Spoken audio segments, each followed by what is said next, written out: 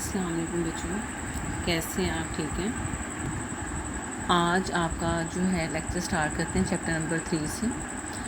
Chapter number 3 ہے جی biochemistry and biotechnology, biochemistry اور بایو ٹیکنالوجی۔ اس چیپٹر کو جو ہے پڑھنے کے بعد ہمیں کیا کیا چیزیں جو ہیں وہ سمجھ آ جائیں گی وہ دیکھ لیتے ہیں۔ ایک ہمیں پتہ چل جائے گا میٹابولزم کسے کہتے ہیں، اور اس کو ایکسپلین کرنے کے قابل ہو جائیں گے ہم۔ انزائمز کے بارے میں دیکھ لیں گے، پھر انزائم جو ہے میٹابولزم میں کیا کام کرتے ہیں، انزائم کا ہماری زندگی میں کیا کام ہے، خون کیسے بنا ہوا ہے، اس میں کون کون سی چیزیں شامل ہیں، ان کے کیا کام ہے، ڈی این اے کے بارے میں دیکھیں گے، جینیٹک انجینئرنگ کے بارے میں پڑھیں گے جو کہ لیٹسٹ ہے اور بہت انفارمیٹیو ہے اور ہماری زندگی میں بہت اہم کردار ادا کرتا ہے۔ پھر کس طرح سے جو ہے ہم بایو ٹیکنالوجی کو استعمال کر کے اپنی فصلیں بہتر کر سکتے ہیں اور فصلوں کی بیماریاں کنٹرول کر سکتے ہیں، نہ صرف فصلوں کی بلکہ ہیومنس میں بھی ہم بہت سی بیماریوں کو جو ہے کنٹرول کر سکتے ہیں، اینٹی بایوٹکس اور ویکسینس۔ پھر فالتو اور کمیاب اشیاء کی ریسائکلنگ، یعنی وہ چیزیں جو کم ہیں یا وہ چیزیں جو ہمارے پاس ویسٹ مٹیریل، ان کو ہم ریسائکل کر کے کیسے استعمال کر سکتے ہیں۔ تو پہلے ہم پڑھتے ہیں بایو کیمسٹری کیا ہے، انڈر لائن کر لیجیے اسے جی۔ تو انڈر لائن میں نے کیا ہے جی بایو کیمسٹری کی تعریف کو، یہ ایک شارٹ کویسچن بن گیا آپ کا۔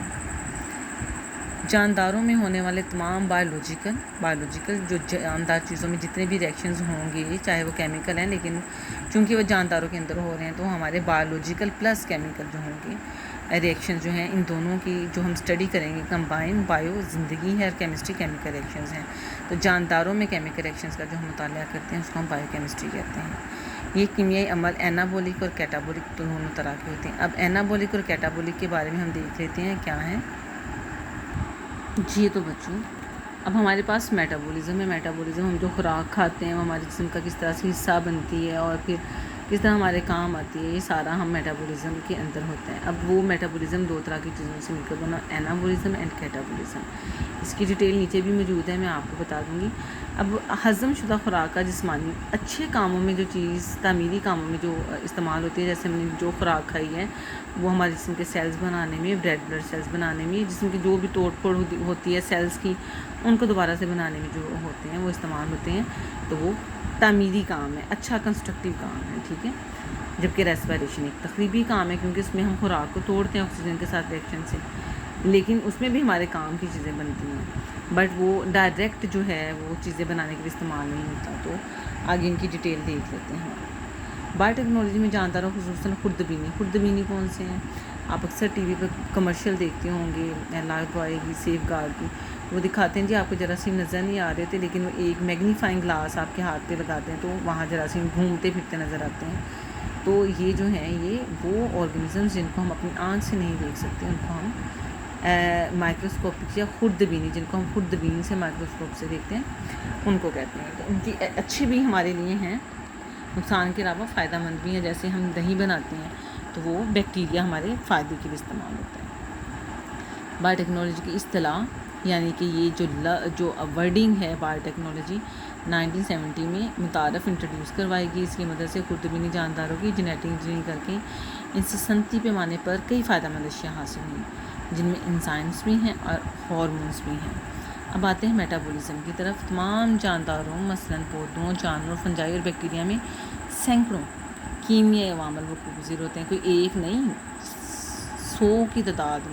کئی سو کی تعداد میں، سینکڑا 100 کو کہتے ہیں، تو وہ کیمیائی ریئیکشنز ہوتے ہیں جنہیں جو ہے اکٹھا بولیں تو مجموعی طور پر میٹابولزم کہتے ہیں۔ اور اس کے دو پارٹس ہیں، کیٹابولزم اور اینابولزم، جیسے اوپر میں نے آپ کو بتایا تھا۔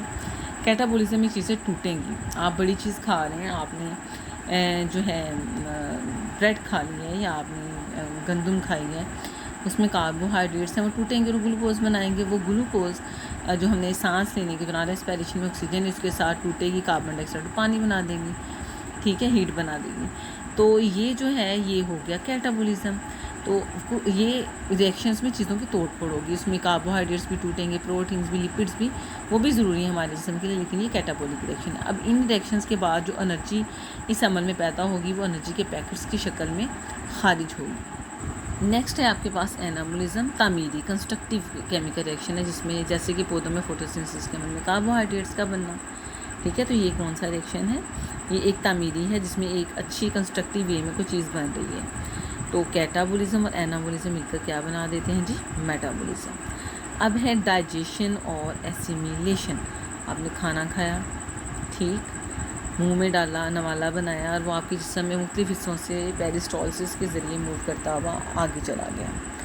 اب وہ آپ کے اسٹمک میں جائے گا، آپ کے منہ سے وہ ڈائجسٹ ہونا سٹارٹ ہو جاتا ہے.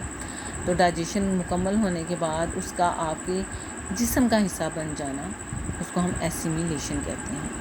ڈائجیشن خوراک کے بڑے مالیکیولز مثلا کاربوہائیڈریٹس اس کا بیسک یونٹ گلوکوز میں توڑ دے گا، پروٹینز کا بیسک یونٹ امینو ایسڈ میں، اور فیٹس کو ان کی بیسک یونٹ لپڈس میں توڑ دے گا، فیٹی ایسڈس میں توڑ دے گا، جو کہ جاندار بعد میں ضروری مالیکیولز بنانے کے لیے استعمال کرتے ہیں. اس کے بعد ہاضمے کے پروڈکٹس جاندار کے سیلز میں جذب ہو جاتے ہیں اور نیا پروٹوپلازم جو ہماری زندگی کی بنیاد ہے وہ بناتے ہیں اور انرجی مہیا کرتے ہیں. فرسٹ لیول پہ آ جاتی ہے کاربوہائیڈریٹ میٹابولزم. آئی نو کہ لیکچر تھوڑا آپ کے لیے لمبا لیسن ہو سکتا ہے، بٹ بیٹے پوری ویکیشنز گزر گئی ہیں تو پھر تھوڑا سا یاد کرنے کی طرف آ جائیں، تھوڑی محنت کر لیں. تو جی دیکھتے ہیں، کاربوہائیڈریٹس حاصل کرنے کے لیے ہم گندم کی روٹی کھاتے ہیں، چاول بڑے مزے سے بوائل کر کے بریانی کی شکل میں کھاتے ہیں، مکئی بھٹے کی شکل میں کھاتے ہیں، جوار باجرہ ان سے بنی اشیاء استعمال کرتے ہیں. اب ان میں سب میں یہ کیا ہے؟ کاربوہائیڈریٹس ہیں، ٹرو کاربوہائیڈریٹس ہیں. ان کی بیسک یونٹس گلوکوز، فرکٹوز اور گلکٹوز ہیں. اب کاربوہائیڈریٹ سیل وال بنانے میں بھی اہم کردار ادا کرتے ہیں اور وہ ہمارے پاس نشاستہ ہوتا ہے اور ایسپریشن کے عمل کے دوران آکسیڈائز ہو کر ہمیں انرجی بھی دیتے ہیں. اگر ہم 1 گرام کاربوہائیڈریٹ کھائیں گے، 1 گرام کی بات ہو رہی ہے، مطلب آلو لے رہے ہیں آپ، اتنا بڑا آلو ہوتا ہے، اس میں سے 1 گرام لے لیں تو آپ کو 3.8 کلو کیلوریز یعنی 3800 کیلوریز انرجی دے گا. سمپل سورس ہے، بہت ایزیلی اویلیبل ہے، لیکن اگر آپ کاربوہائیڈریٹ زیادہ لے لیں گے پھر آپ کے مسلس میں گلائکوجن کی شکل میں یہ ذخیرہ ہو جائیں گی، جمع ہو جائیں گی، جو آپ کے لیے اچھا نہیں ہے. اور سب سے زیادہ خطرہ تب ہوگا جب یہ آپ کے جگر پہ چڑھ جائیں گی اور پھر کہیں گے جی جگر بڑا ہو گیا، فیٹی لیور ہو گیا. اس لیے آپ نے کاربوہائیڈریٹ بہت زیادہ یوز نہیں کرنی. تو آج کے لیے اتنا لیکچر کافی ہے. اس میں کسی قسم کا کویشچن ہو تو آپ پوچھ سکتے ہیں. انشاءاللہ صبح اگلے لیسن کے ساتھ حاضر ہوتی ہوں. اللہ حافظ.